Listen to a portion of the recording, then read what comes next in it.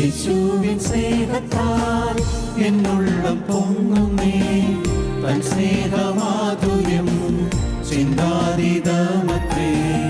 യേശുവിൻ സ്നേഹത്താൽ എന്നുള്ളം പൊങ്ങുന്നേ, തൻ സ്നേഹമാധുര്യം ചിന്താതീതമത്രേ.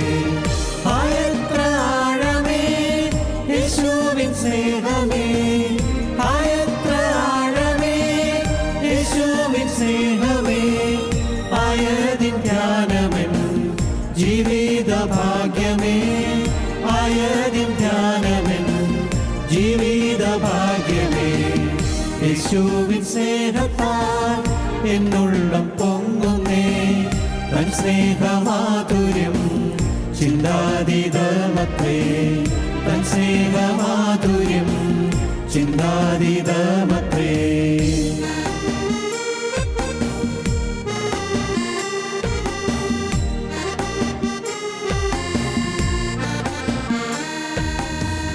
ലോകസ്ഥാപനം മുൻപെന്നെയും കണ്ടല്ലോ, ലോകത്തിൽ വന്നു താൻ ജീവനെ തന്നല്ലോ. ലോകസ്ഥാപനം മുൻപെന്നെയും കണ്ടല്ലോ, ലോകത്തിൽ വന്നു താൻ ജീവനെ തന്നല്ലോ.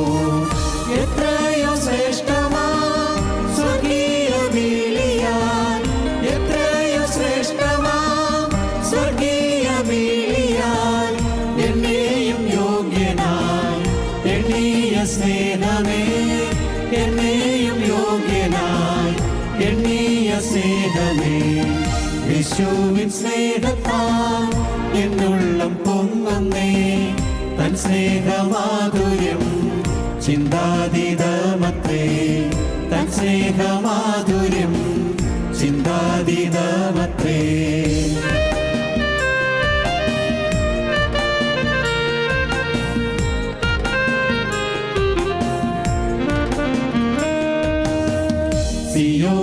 സിയോനിലെനിക്കായി മൂലക്കല്ലാകുവാൻ, സിയോനിലെന്നെയും ചേർത്തു പണിയുവാൻ. സിയോനിലെനിക്കായി മൂലക്കല്ലാകുവാൻ, സിയോനിലെന്നെയും ചേർത്തു പണിയുവാൻ. സ്വർഗീയ താതനിൻ വേലയും തികച്ചു, സ്വർഗീയ താതനിൻ വേലയും തികച്ചു. സ്വർഗീയ ശില്പിയാം യേശുവിൻ സ്നേഹമേ, സ്വർഗീയ ശില്പിയാം യേശുവിൻ സ്നേഹമേ. യേശുവിൻ സ്നേഹത്താൽ എന്നുള്ളം പൊങ്ങുന്നേ, തൻ സ്നേഹമാധുര്യം ചിന്താതീതമത്രേ.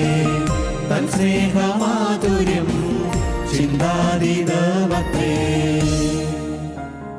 ഞങ്ങളും ക്രൂശിക്കപ്പെട്ട ക്രിസ്തുവിനെ പ്രസംഗിക്കുന്നു. ദൈവ തിരുനാമത്തിന് മഹത്വം ഉണ്ടാകട്ടെ. ഉൽപ്പത്തി പുസ്തകം 5-ാം അധ്യായം 29-ാം വാക്യം നമുക്ക് വായിച്ചു കേൾക്കാം. യഹോവ ശപിച്ച ഭൂമിയിൽ നമ്മുടെ പ്രവൃത്തിയിലും നമ്മുടെ കൈകളുടെ പ്രയത്നത്തിലും ഇവൻ നമ്മെ ആശ്വസിപ്പിക്കുമെന്ന് പറഞ്ഞ് അവന് നോഹ എന്ന് പേരിട്ടു. നോഹ ജനിച്ചപ്പോൾ നോഹയുടെ അപ്പനായ ലാമേക്ക് വളരെ സന്തോഷിച്ചു, വലിയ പ്രതീക്ഷ പുലർത്തി. ആശ്വാസത്തോടെ പറഞ്ഞു, ഇവൻ നമ്മെ ആശ്വസിപ്പിക്കും. ശാപഗ്രസ്തമായ ഭൂമിയിൽ ഈ കുഞ്ഞുണ്ടായി. പക്ഷേ ഈ കുഞ്ഞ് ശാപകരമായ ഈ ഭൂമിയിൽ അനുഗ്രഹം പകരുന്നവനായി തീരും എന്ന് അപ്പൻ സമാശ്വാസം പ്രകടിപ്പിച്ചു. നാം വായിക്കുന്നത് അങ്ങനെയാണ്. ലാമേക്കിന് 182 വയസ്സായപ്പോൾ അവനൊരു മകനെ ജനിപ്പിച്ചു.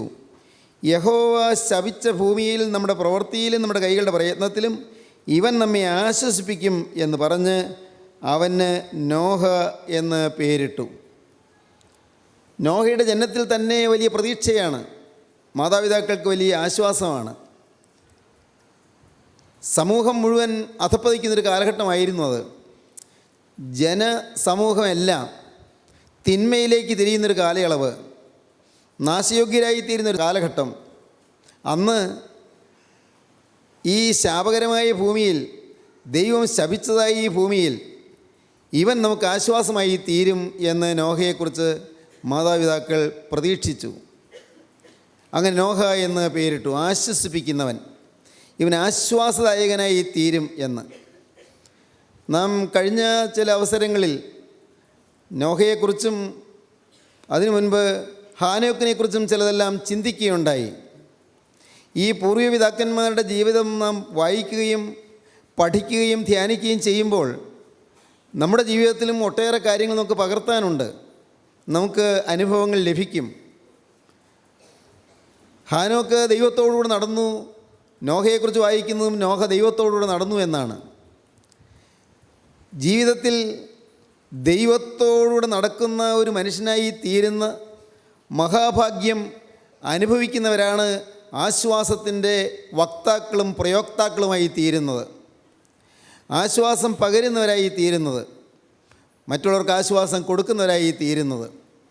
ദൈവത്തോടുകൂടെ നടക്കുമ്പോൾ നാം മൂലം നമ്മുടെ മാതാപിതാക്കൾക്ക് ആശ്വാസം ലഭിക്കും, നമ്മുടെ മക്കൾക്ക് ആശ്വാസം ലഭിക്കും, നമ്മുടെ സഹോദരീ സഹോദരന്മാർക്ക് ആശ്വാസം ലഭിക്കും, നാം മൂലം സമൂഹത്തിനാകമാനം ആശ്വാസം ലഭിക്കും, മറ്റെല്ലാവർക്കും ആശ്വാസം കൊടുക്കുന്നവരായി നാം തീരും. കർത്താവിൻ്റെ വചനം പറയുന്നു, കർത്താവിൻ്റെ ആദ്യത്തെ പ്രസംഗത്തിൽ, ഗിരിപ്രഭാഷണത്തിൽ കർത്താവ് പറയും, സമാധാനം ഉണ്ടാക്കുന്നവർ ഭാഗ്യവാന്മാർ, അവർ ദൈവത്തിൻ്റെ പുത്രന്മാർ എന്ന് വിളിക്കപ്പെടും. സമാധാനം ഉണ്ടാക്കുന്നവരെ ഭാഗ്യവാന്മാരാണ്. സമാധാനം ഉണ്ടാക്കുന്നവർ ഭാഗ്യവാന്മാർ, സമാധാനം ഉള്ളവരെന്നല്ല, സമാധാനം ഉണ്ടാക്കുന്നവർ ഭാഗ്യവാന്മാർ. ലോകത്ത് രണ്ട് തരം ആളുകളേ ഉള്ളൂ, സമാധാനം ഉണ്ടാക്കുന്നവരും സമാധാനം നശിപ്പിക്കുന്നവരും. Problem makers and problem solvers. പ്രശ്നം ഉണ്ടാക്കുന്നവരും പ്രശ്നം പരിഹരിക്കുന്നവരും. എല്ലാ ഭവനങ്ങളിലും ഇത് കാണാം, നമ്മുടെ എല്ലാ വീടുകളിലും കാണാം. പ്രശ്നം ഉണ്ടാക്കുന്നവരുണ്ട്, പ്രശ്നം പരിഹരിക്കുന്നവരുണ്ട്. പലപ്പോഴും വീട്ടിൽ ഒച്ചപ്പാടും ബഹളവും കലഹവും തർക്കവും വാഗ്വാദവും പരസ്പരം പോരടിക്കലും പരസ്പരം ശാപവും പിരാക്കും, കുടുംബത്തിൽ ആകമാനം അലങ്കോലപ്പെട്ട അനുഭവവുമായി വലയുന്ന കുടുംബങ്ങളിൽ, അപ്പോൾ അവിടെ ഒരാൾ സമാധാനം കൊടുക്കുന്നവനായി തീരുക, സമാധാനം ഉണ്ടാക്കുന്നവനായി തീരുക എന്ന് പറഞ്ഞാൽ എന്തൊരു അനുഗ്രഹമാണത്. നമ്മുടെ എല്ലാം കുടുംബങ്ങളിൽ നാം സമാധാനം ഉണ്ടാക്കുന്നവരായി തീരണം. നിങ്ങൾ ചിന്തിക്കൂ, ഞാൻ എൻ്റെ കുടുംബത്തിൽ സമാധാനം ഉണ്ടാക്കുന്നവനാണോ? സമാധാനം ഉണ്ടാക്കുന്നവനാണോ ഞാൻ? അതോ ഞാൻ സമാധാനം കെടുത്തുന്നവനാണോ? സമാധാനം നശിപ്പിക്കുന്നവനാണോ?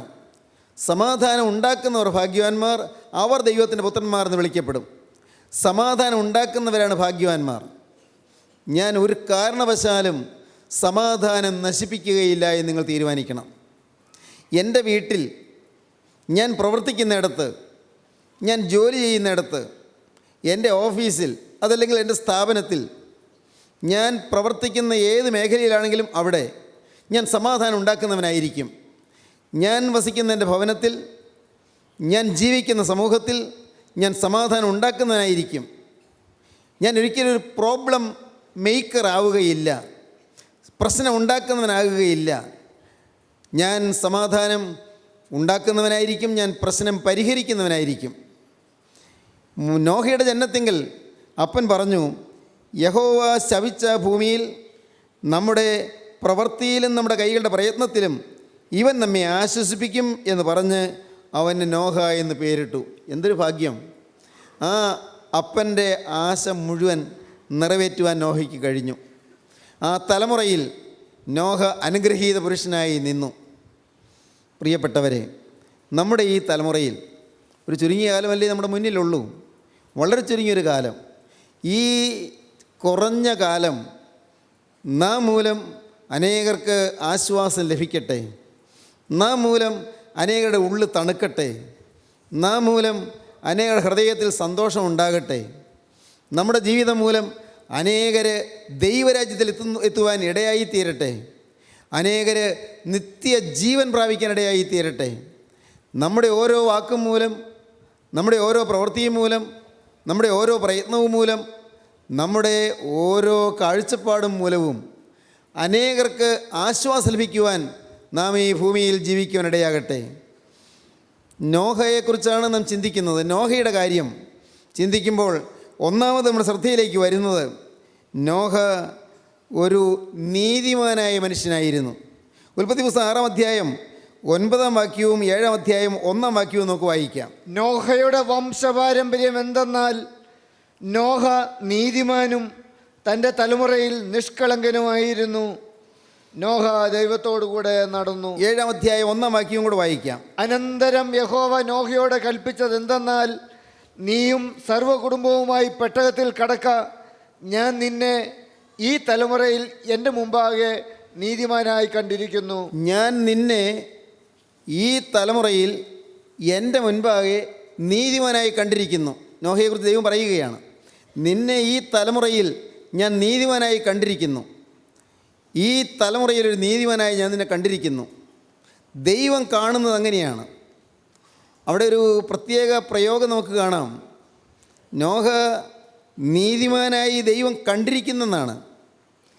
എന്താണ് നീതിമാനാകുക എന്ന് പറഞ്ഞാൽ നമുക്ക് സാധാരണഗതിയിൽ അറിയാം. ജെൻറ്റിൽമാൻലി ആയിരിക്കും, ഒരു മാന്യതയുള്ളവനായിരിക്കും, സൗമ്യതയുള്ളവനായിരിക്കും, സ്നേഹമുള്ളവനായിരിക്കും, മര്യാദയുള്ളവനായിരിക്കും, വളരെ നീതിബോധമുള്ളവനായിരിക്കും. ഇതൊക്കെയാണ് നമുക്ക് മനസ്സിലാകുന്നത്. നീതിമാൻ എന്ന് പറഞ്ഞാൽ എന്താണ്?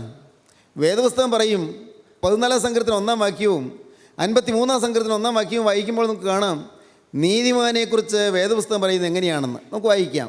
14-ാം സങ്കീർത്തനം 1-ാം വാക്യവും 53-ാം സങ്കീർത്തനം 1-ാം വാക്യവും. ദൈവം ഇല്ല എന്ന് മൂഢൻ തൻ്റെ ഹൃദയത്തിൽ പറയുന്നു. തുടർന്ന് വായിക്കാം. അവർ വഷളന്മാരായി മ്ലേച്ഛത പ്രവർത്തിക്കുന്നു, നന്മ ചെയ്യുന്നവൻ ആരുമില്ല. നന്മ ചെയ്യുന്നവൻ ആരുമില്ല. ദൈവത്തെ അന്വേഷിക്കുന്ന ബുദ്ധിമാനുണ്ടോ എന്ന് കാണുവാൻ യഹോവ സ്വർഗത്തിൽ നിന്ന് മനുഷ്യപുത്രന്മാരെ നോക്കുന്നു. എല്ലാവരും വഴിതെറ്റി ഒരുപോലെ കൊള്ളരാത്തവരായി തീർന്നു. നന്മ ചെയ്യുന്നവനില്ല, നന്മ ചെയ്യുന്നവനില്ല, ഒരുത്തൻ പോലുമില്ല. നീതികേട് പ്രവർത്തിക്കുന്നവർ ആരും അറിയുന്നില്ലയോ? ആരും അറിയുന്നില്ല. നീതികേട് പ്രവർത്തിക്കുന്നവരെ ആരും അറിയുന്നില്ലയോ? നീതിമാനില്ല, നന്മ ചെയ്യുന്നവനില്ല.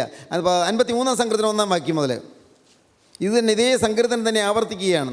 53-ാം സങ്കീർത്തനം 1-ാം വാക്യം മുതൽ. ദൈവമില്ല എന്ന് മൂഢൻ തൻ്റെ ഹൃദയത്തിൽ പറയുന്നു. അവർ വഷളന്മാരായി മ്ലേച്ഛമായ നീതികേട് പ്രവർത്തിക്കുന്നു. നന്മ ചെയ്യുന്നവൻ ആരുമില്ല.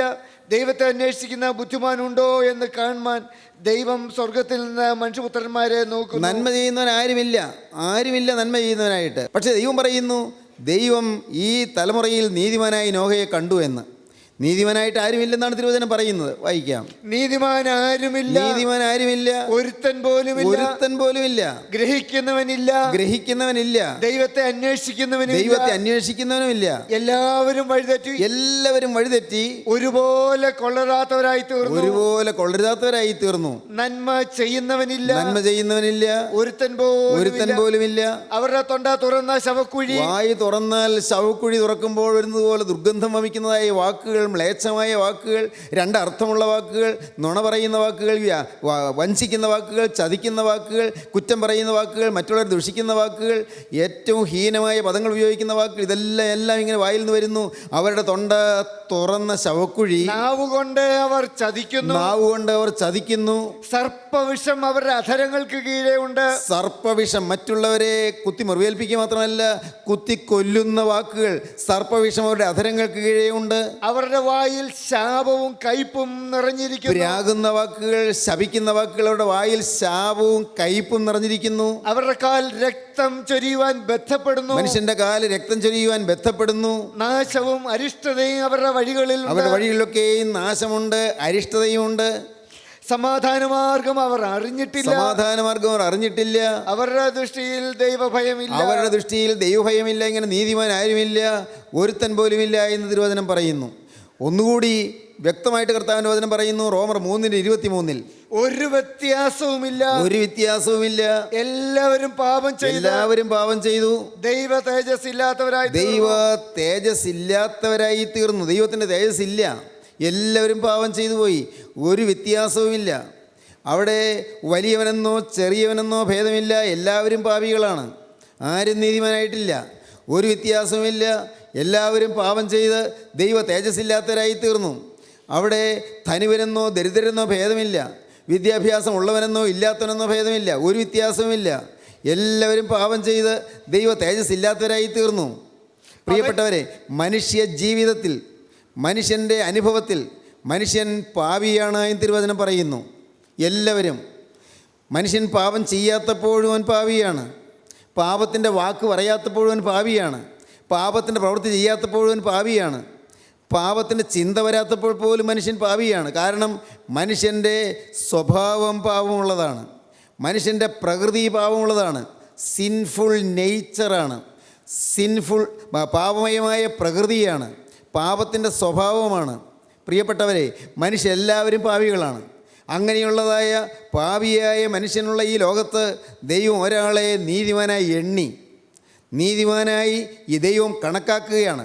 ഞാൻ ഈ തലമുറയിൽ നിന്നെ നീതിമാനായി കണ്ടിരിക്കുന്നു. ദൈവത്തിന് സ്തോത്രം. എന്താണ് പറഞ്ഞതിൻ്റെ അർത്ഥം? വളരെ വ്യാപകമായ അർത്ഥമുണ്ടതിന്. മനുഷ്യൻ നീതിമാനല്ല, എന്നാൽ ദൈവം അവനെ നീതിമാനെന്ന് കണക്കാക്കുകയാണ്. ദൈവം അങ്ങനെ പരിഗണിക്കുകയാണ്. നീതിമാനല്ല, ഞാൻ നീതിമാനല്ല, ഞാൻ സ്വതവേ ഞാൻ നീതിയുള്ളവനല്ല, സ്വതവേ ഞാൻ പാപമുള്ളവനാണ്, സ്വതവേ നീതി കെട്ടവനാണ്. മനുഷ്യരെല്ലാവരും അങ്ങനെയാണ്. ആരും നീതിമാനില്ല, നീതിമാൻ ആരുമില്ല, ഒരുത്തൻ പോലുമില്ല. എല്ലാവരും ഒരുപോലെ പാപം ചെയ്ത് ദൈവ തേജസ്സില്ലാത്തവരായി തീർന്നു. എന്നാൽ ദൈവം മനുഷ്യനെ നീതിമാനെന്ന് കണക്കാക്കുകയാണ്, നീതിമാനെന്ന് പരിഗണിക്കുകയാണ്. ദൈവം മനുഷ്യൻ നീതിമാനെന്ന് റെക്കൺ ചെയ്യുകയാണ്, ദൈവം മനുഷ്യൻ നീതിമാനെന്ന് കണക്കാക്കിയെടുക്കുകയാണ്. അങ്ങനെ ദൈവം അങ്ങനെ കണക്ക് കൂട്ടുകയാണ്, നീതിമാനെന്ന് പരിഗണിക്കുകയാണ്. എങ്ങനെയാണത്? അതെങ്ങനെയാണ് എന്ന് റോമർ ലേഖനം 3:23 തുടർന്ന് വായിക്കുമ്പോൾ കാണാം. 3:23 മുതൽ തുടർന്ന് വായിക്കാം. ഒരു വ്യത്യാസവുമില്ല, ഒരു വ്യത്യാസവുമില്ല. എല്ലാവരും പാപം ചെയ്ത് ദൈവ തേജസ്സില്ലാത്തവരായി തീർന്നു. അവന്റെ കൃപയാൽ, ദൈവത്തിന്റെ കൃപയാൽ ക്രിസ്തുയേശുവിങ്കലെ വീണ്ടെടുപ്പ് മൂലം സൗജന്യമായത്രേ നീതീകരിക്കപ്പെടുന്നത്. ക്രിസ്തുയേശുവിങ്കലെ വീണ്ടെടുപ്പ് മൂലം സൗജന്യമായ സൗജന്യമായ നീതീകരണം. മനുഷ്യൻ്റെ നന്മ പ്രവൃത്തി കൊണ്ടല്ല, എൻ്റെ പ്രാർത്ഥനയുടെ മേന്മ കൊണ്ടല്ല ഞാൻ നീതിമാനാകുന്നത്, എൻ്റെ മനോഗുണ പ്രവൃത്തി കൊണ്ടല്ല ഞാൻ നീതിമാനാകുന്നത്, എൻ്റെ സ്വഭാവ ശ്രേഷ്ഠത കൊണ്ടല്ല ഞാൻ നീതിമാനാകുന്നത്, എൻ്റെ ജീവിതത്തിൽ ഞാൻ ഏതെങ്കിലും ആർക്കെങ്കിലും ഉപകാരം ചെയ്യുന്നത് കൊണ്ടല്ല നീതിമാനാകുന്നത്, ഞാൻ ഉപവാസം എടുക്കുന്നത് കൊണ്ടല്ല ഞാൻ നീതിമാനാകുന്നത്, ഞാൻ ഏതെല്ലാം നന്മ പ്രവൃത്തികൾ ചെയ്താലും ഞാൻ നീതിമാനാകയില്ല. ബൈ ബർത്ത്, ജന്മന തന്നെ ഐ എം സിൻഫുൾ, ഞാൻ പാപമാണ്. ഐ എം സിൻ കോൺസ്റ്റിറ്റ്യൂട്ടഡ്, ഞാൻ പാപത്താൽ സംഘടിക്കപ്പെട്ടവനാണ്, പാപത്താൽ നിർമ്മിക്കപ്പെട്ടവനാണ്, പാപത്താൽ നിയമിക്കപ്പെട്ടവനാണ്, പാപത്താൽ നിർമ്മിക്കപ്പെട്ടവനാണ്, പാപത്താൽ സൃഷ്ടിക്കപ്പെട്ടവനാണ്, പാപമാണ്, ആകമാനം പാപമാണ്. ഇതാ ഞാൻ അകത്യത്തിൽ ഉരുവായി, ജന്മനാ തന്നെ ഞാൻ പാപിയാണ്, ഞാൻ ഉരുവാകുമ്പോൾ തന്നെ ഞാൻ പാപിയാണ്. ഇതാ ഞാൻ അകൃത്യത്തിൽ ഉരുവായി, പാപത്തിൽ എൻ്റെ അമ്മ എന്നെ ഗർഭം ധരിച്ചു. ചിലരൊക്കെ ധരിച്ചു വെച്ചിരിക്കുന്നത് ഗർഭം ധരിക്കുന്നത് പാപമാണെന്നാണ്. അല്ല, ഞാൻ എൻ്റെ അമ്മയുടെ ഗർഭത്തിൽ വെച്ച് തന്നെ ഞാൻ പാപിയാണെന്നാണ്. ഞാനൊരു മനുഷ്യനാണ്, അതുകൊണ്ട് ഞാൻ നീതി കെട്ടവനാണ്. ഞാനൊരു മനുഷ്യനാണ്, അതുകൊണ്ട് ഞാൻ പാപിയാണ്. ഇതാ ഞാൻ അകൃത്യത്തിൽ ഉരുവായി, പാപത്തിൽ എൻ്റെ അമ്മ എന്നെ ഗർഭം ധരിച്ചു. അമ്മ പാപം ചെയ്തുകൊണ്ടല്ല എന്നെ ഗർഭം ധരിച്ചത്, ഞാൻ എൻ്റെ അമ്മയുടെ ഗർഭത്തിൽ വെച്ച് തന്നെ ഞാൻ പാപിയായി തീർന്നിരിക്കുകയാണ്. പാപമാണ് എന്നിലുള്ളത്. ദൈവത്തിന് സ്തോത്രം. സഹോദരങ്ങളെ, നിങ്ങൾക്ക് ഇത് എളുപ്പം മനസ്സിലാകുമെന്ന് എനിക്ക് തോന്നുന്നു. നാം നമ്മുടെ ജീവിതത്തിലേക്ക് നോക്കിയാൽ കാണാം, നമ്മുടെ മനോഭാവത്തിൽ പാപം ലയിച്ച് കിടക്കുന്നത് കാണാം. നാം ശ്രദ്ധിച്ച് നോക്കിയാൽ കാണാം, നമ്മുടെ ആളത്വത്തിൽ അഹന്ത ലയിച്ച് നിൽക്കുന്നുണ്ട്, നമ്മുടെ ആളത്വത്തിൽ സ്വാർത്ഥത നിറഞ്ഞു നിൽക്കുന്നുണ്ട്, നമ്മുടെ മനോഭാവത്തിൽ, നമ്മുടെ സ്വന്തം മനോഭാവത്തിൽ ഞാൻ എന്നുള്ള ഭാവമുണ്ട്.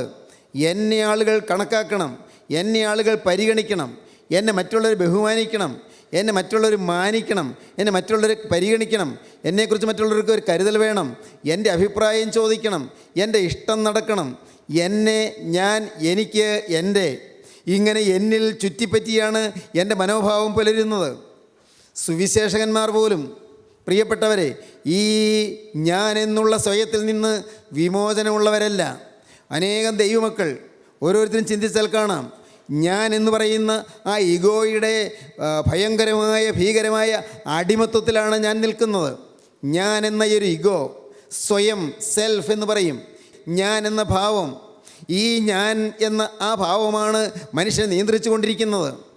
അത് മാറിയിട്ട് അവിടെ ക്രിസ്തു വരുന്നതാണ് നീതീകരണം. ദൈവത്തിന് സ്തോത്രം.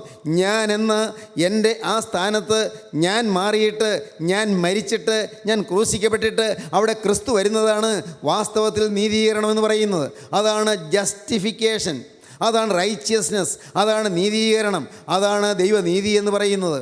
ദൈവത്തിന് സ്തോത്രം. സഹോദരങ്ങളെ, നീതിമാൻ ആരുമില്ല, ഒരുത്തൻ പോലുമില്ല. നീതിമാനായ ഇയ്യോബ് പണ്ട് സങ്കടത്തോട് ചോദിച്ചു, മനുഷ്യൻ ദൈവസന്നിധിയിൽ നീതിമാനാകുന്നത് എങ്ങനെയെന്ന്.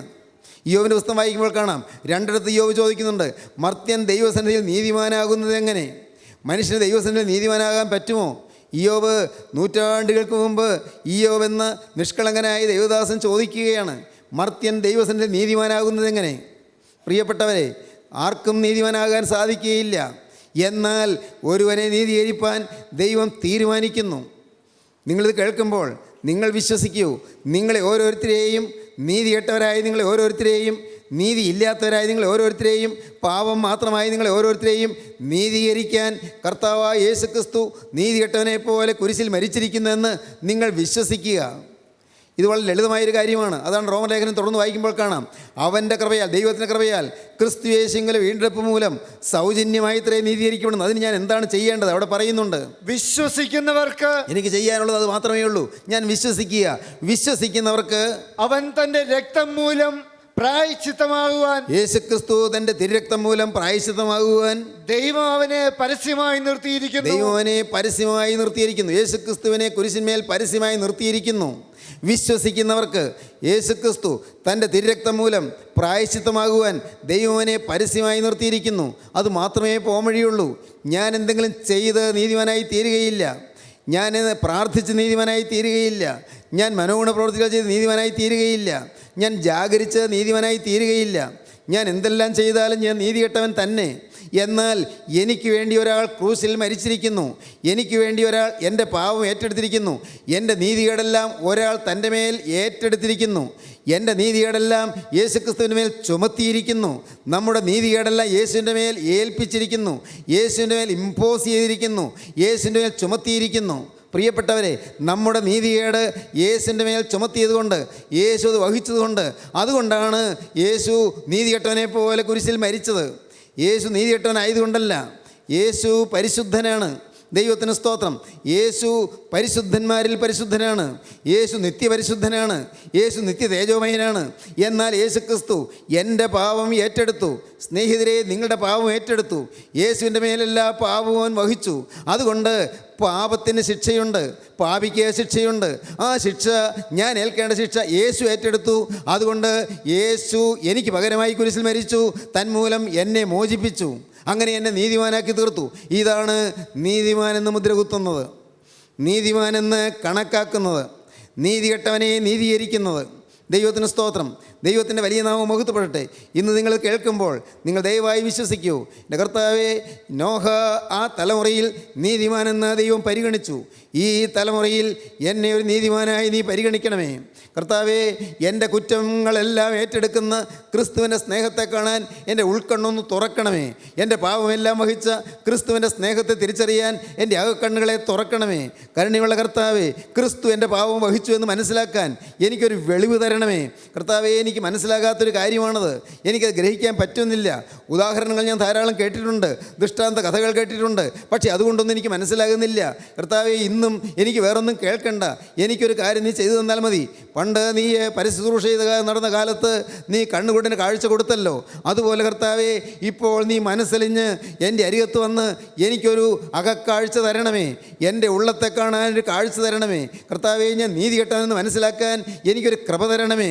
എൻ്റെ ദൈവമേ, എനിക്ക് വേണ്ടി ക്രിസ്തു ക്രൂസിന്മേൽ പാപം വഹിച്ചു എന്ന് വിശ്വസിക്കാനുള്ള ഒരു എളിമ എനിക്ക് തരണമേ. യേശു എൻ്റെ പാപം മുഴുവൻ വഹിച്ചു എന്ന് വിശ്വസിച്ചുകൊണ്ട്, എൻ്റെ പാപങ്ങളെല്ലാം ക്രിസ്തുവിനെ ചുമത്തപ്പെട്ടു എന്ന് വിശ്വസിച്ചുകൊണ്ട് കർത്താവേ, എനിക്ക് മോചനം തരുവാൻ നീ എൻ്റെ പാപം വഹിച്ചു എന്ന് വിശ്വസിപ്പാനുള്ള ഒരു നൽവരം എനിക്ക് തരണമേ. അതിനായിട്ട് ഒരു കണ്ണുകാഴ്ച എനിക്ക് തരണമേ. ദൈവത്തിന് സ്തോത്രം. പ്രിയപ്പെട്ടവരെ, ഇന്ന് നിങ്ങളിത് പ്രാർത്ഥിക്കുമ്പോൾ നിങ്ങൾക്ക് കർത്താവ് കണ്ണുകാഴ്ച തരും. നിങ്ങളുടെ അകത്ത് കർത്താവ് വെളിവ് തരും. നിങ്ങളിങ്ങോട്ട് കടന്നു വന്നതുപോലല്ല, പോലല്ല, നിങ്ങൾ ഈ വാക്ക് കേൾക്കാൻ വന്നിരുന്നത് പോലല്ല. എന്നാൽ നിങ്ങൾ ഈ സമയത്ത് നിങ്ങൾ പ്രാർത്ഥിക്കുമ്പോൾ നിങ്ങളുടെ ഉള്ളത്തിലേക്ക് കർത്താവ് വെളിച്ചം വീശിത്തരും. യേശുക്രിസ്തുവിൻ്റെ ദിവ്യപ്രഭാവം, യേശുക്രിസ്തുവിൻ്റെ ദിവ്യപ്രകാശം നിങ്ങളുടെ ഹൃദയത്തിലേക്ക് പകർന്നു തരും. നിങ്ങളുടെ ഹൃദയത്തിലേക്ക് പ്രകാശം വന്നിട്ട് നിങ്ങളുടെ കണ്ണ് കർത്താവ് തുറന്നു തരും, അകക്കണ്ണ് തുറന്നു തരും. മാനസദൃഷ്ടി പ്രകാശിക്കും, ഹൃദയദൃഷ്ടി പ്രകാശിക്കും എന്നാണ് വചനം പറയുന്നത്. ഹൃദയദൃഷ്ടി പ്രകാശിക്കും.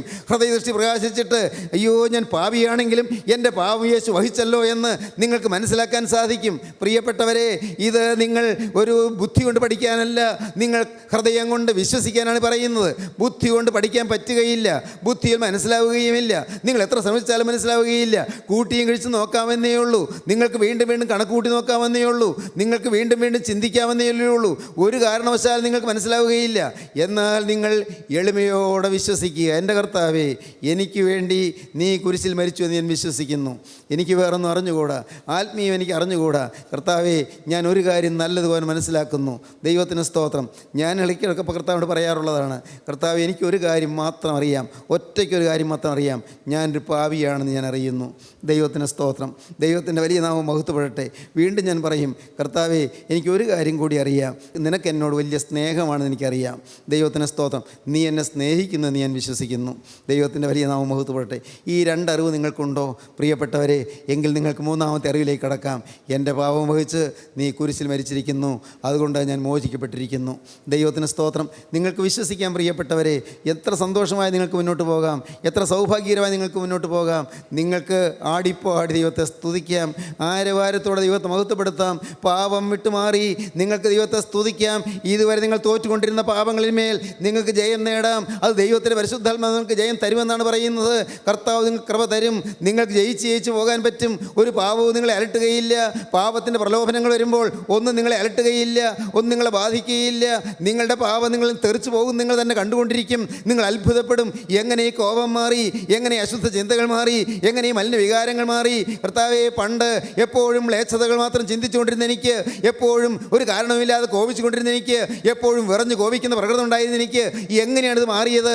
നിങ്ങൾ പോലും അത്ഭുതപ്പെടും. അത്ഭുതകരമായ രൂപാന്തരം നിങ്ങൾക്ക് ലഭിക്കും. അങ്ങനെ നിങ്ങളുടെ ഹൃദയം സ്വച്ഛമായി തീരും, ഹൃദയം സുന്ദരമായി തീരും, ഹൃദയം സമാധാനമുള്ളതായി തീരും. അപ്പോൾ നിങ്ങളുടെ രോഗങ്ങൾ മാറും. പ്രിയപ്പെട്ടവരെ, ഹൃദയം ശുദ്ധമാകുമ്പോൾ, പാപക്കറകൾ കഴുകുമ്പോൾ, പാപങ്ങൾ മാറുമ്പോൾ നിങ്ങളുടെ ശരീരത്തിൽ രോഗം പോലും മാറുമെന്നാണ് ഈ പറയുന്നത്. പാവം ഏറ്റുറഞ്ഞ് ഉപേക്ഷിക്കുമ്പോൾ ശരീരത്തിലെ രോഗം പോലും മാറും. നിങ്ങൾക്ക് സൗഖ്യം കിട്ടും, നിങ്ങൾക്ക് സമാധാനം കിട്ടും, നിങ്ങൾക്ക് അനുഗ്രഹം കിട്ടും, നിങ്ങൾക്ക് മുന്നോട്ട് പോകാൻ സാധിക്കും. നോഹ തലമുറയിൽ നീതിമാനായിരുന്നു.